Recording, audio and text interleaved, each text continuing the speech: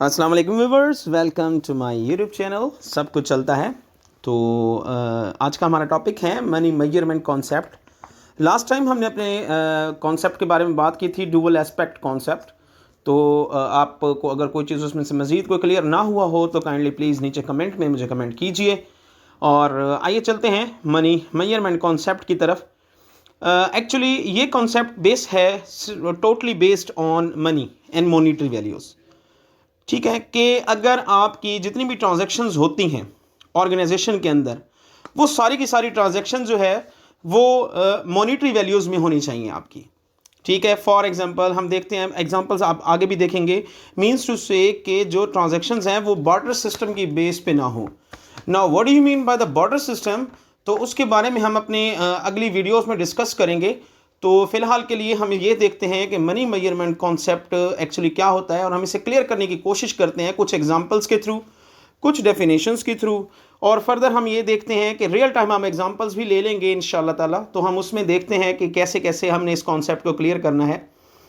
तो आगे बढ़ने से पहले इस चीज़ से रिक्वेस्ट करूंगा कि जो लोग हमारे चैनल पर नए हैं या जिन्होंने हमारे चैनल को अभी ज्वाइन किया है, तो please like, share and subscribe my video.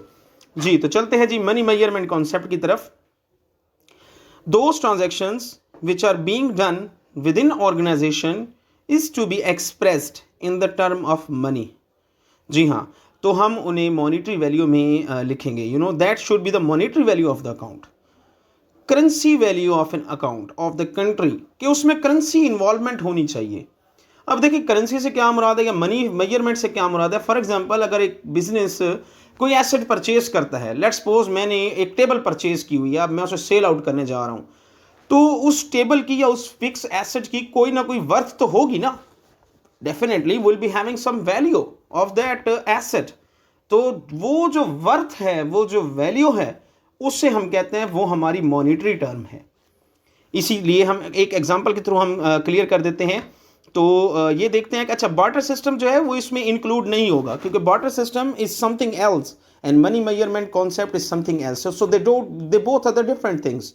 तो दोनों एक दूसरे से डिफरेंट हैं, आपने इन दोनों को आपस में मिक्सअप नहीं करना।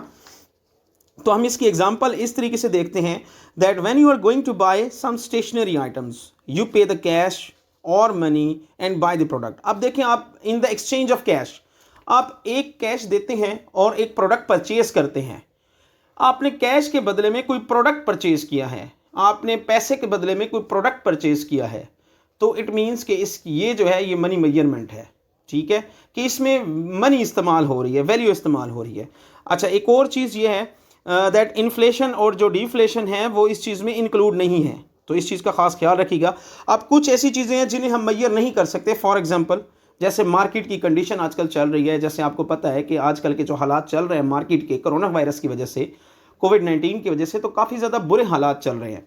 ठीक है, तो उन हालात से निपटने के लिए कुछ ऐसी स्ट्रेटजीज बिजनेसेस अडॉप्ट कर रही हैं कि हो सकता है मे बी वो ऐसी स्ट्रेटजीज लगाएं कि बार्टर सिस्टम को दोबारा इंट्रोड्यूस करवा दें अपनी ऑर्गेनाइजेशंस में। बट ऐसा अकाउंटिंग स्टैंडर्ड हमें अलाउ नहीं करता।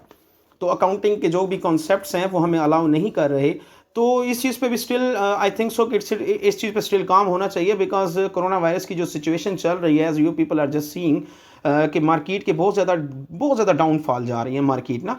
तो हमारे कॉम्पेटिटर्स काफ़ी ज़्यादा इस चीज़ से परेशान भी हैं कि उन्हें कौन सी ऐसी कॉन्टीजेंट प्लानिंग अपनानी चाहिए, कौन सी ऐसी स्ट्रेटजीज अडॉप्ट करनी चाहिए कि वो दोबारा से बूम पे चले जाएं।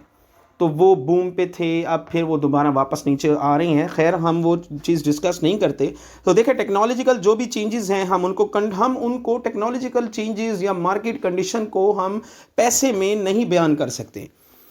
We can not express that in the term of the money. तो इसलिए ये इन अकाउंट्स में डिस्क्लोज नहीं होगा। बात समझ आ रही है यहाँ पे। अब देखें, हम एक और एग्जांपल की तरफ चलते हैं कि अकाउंट बिजनेसेस का जो भी अकाउंट है, उनसे जो चीज़ हमें इंफॉर्मेशन जो भी हमें शो हो रही है, वो हमें उनकी कोई ना कोई वैल्यू है, उनका कोई ना कोई वर्थ है। तो देखें, the information shows in the account of the business is in the form of the money. In other words, या इस तरह कह लें that all assets and the liabilities of the business are shown in the money term.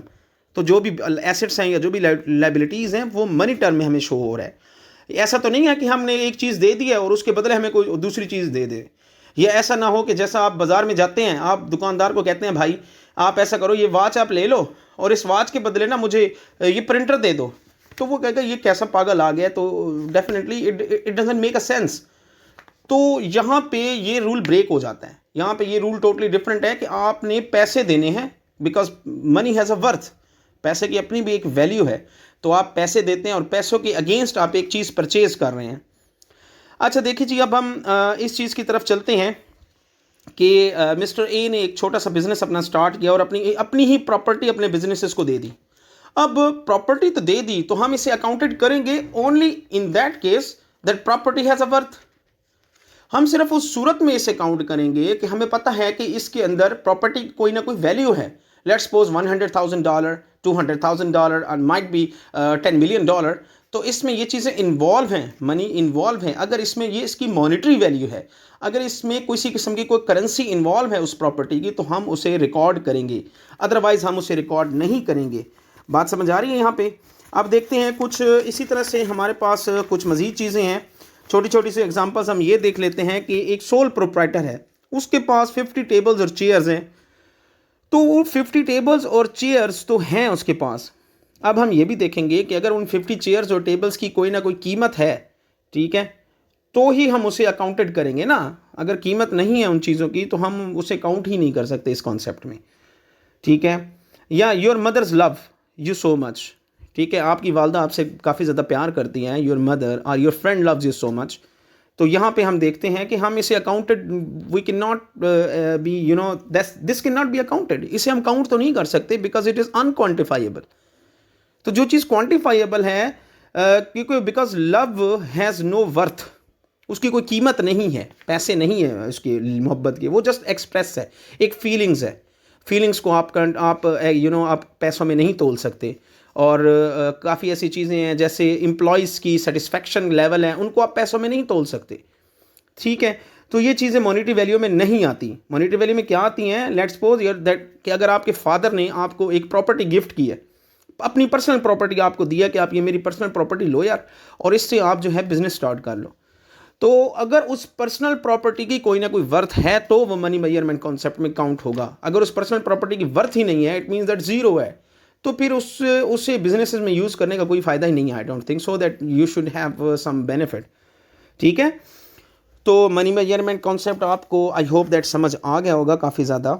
और ऐसी transactions को हमने लेना है जिनकी कोई वर्थ हो, जिनकी कोई वैल्यू हो, और जो इन द टर्म ऑफ मनी हो, जिसमें पैसे इन्वॉल्व हों, जिसमें एक्सचेंज ऑफ द थिंग्स ना हो, एक्सचेंज ऑफ मनी हो अलबत्ता, not exchange of the things, ठीक है। तो इसे कहते हैं हम मनी मेजरमेंट कॉन्सेप्ट।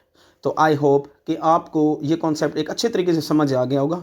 अगर किसी का कोई भी क्वेश्चन है रिलेटेड टू कॉन्सेप्ट्स, तो वो प्लीज़ नीचे दिए गए कमेंट्स में ज़रूर मुझे बताइएगा कि क्या क्या प्रॉब्लम्स आ रही हैं आपको। तो इंशाल्लाह I will guide you further. तो तब तक के लिए देखते रहिए, सब कुछ चलता है। और please like share and subscribe. Thank you so much.